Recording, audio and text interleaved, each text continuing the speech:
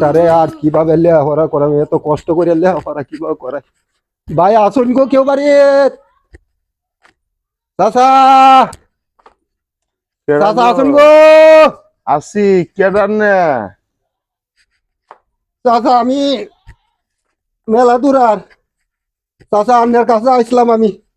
আমার কাছে আইছেন কে? আইছি চাচা, আসসালামু আলাইকুম। ওয়ালাইকুম আসসালাম। আমার মেয়েটা লেখাপড়া করে, এবার ক্লাস 9-এ উঠছে। মানে যে এই 860 দেওয়ান লাগে, 32 আছে কাউন্সিলর বানানি লাগে, ঘরের কাউন লাগে। আমি গরিব মানুষ, ভিক্ষুক মানুষ, এইবার মাগ্যা যাইতে আমি মেয়েটারে লেখাপড়া করাই।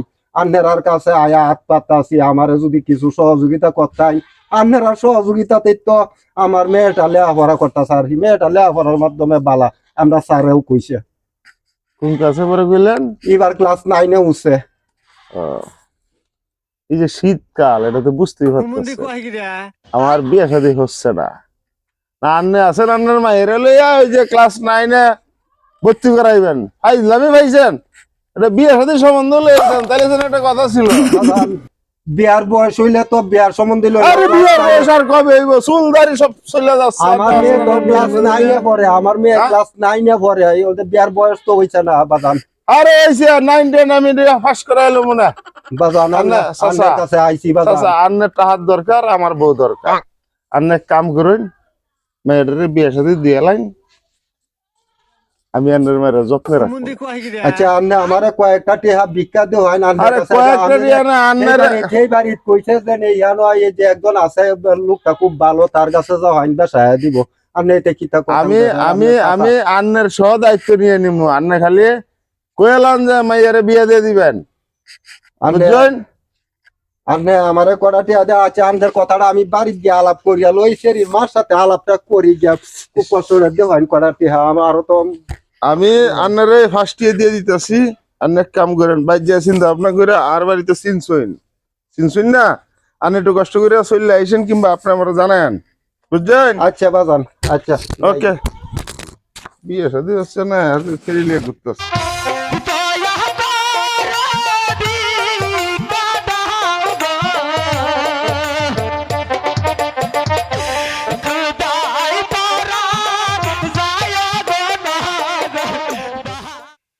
ওই যে বিলের সাইডে যে আমার ছোট্ট পুকুরে যে মাছ চাচ্ছিলাম, এটা মতো এবার দেখছি মাছ ভালোই হয়েছে। প্রায় 10 থেকে 12 লাখ টাকার মাছ বিক্রি হইব শুধু পোনা মাছই, আর বড় মাছ তো আছেই। 12 লাখ টাকা মাছ হইব? আর আমি এটা কমটা ধরছি, আরো বেশি হইতে পারে। এই যে পুকুরটা, যে ছোট পুকুরটা, এটা তো আমরা যাইতাম সময় হয় না। ভালো মাছ হয়েছে, হ্যাঁ? হ্যাঁ আর ভালোই মাছ হয়েছে, আমি দেখি। যাই হোক, এবার উঠবো, আসল উঠবো। হ্যাঁ আসল তো উঠবো, আসল পোনা বেচে উঠে যাবে। আর তোর যে খবর কি? ফার্মার খবর কি? 3 মণ দুধ বেচতে আইছি। 3 মণ?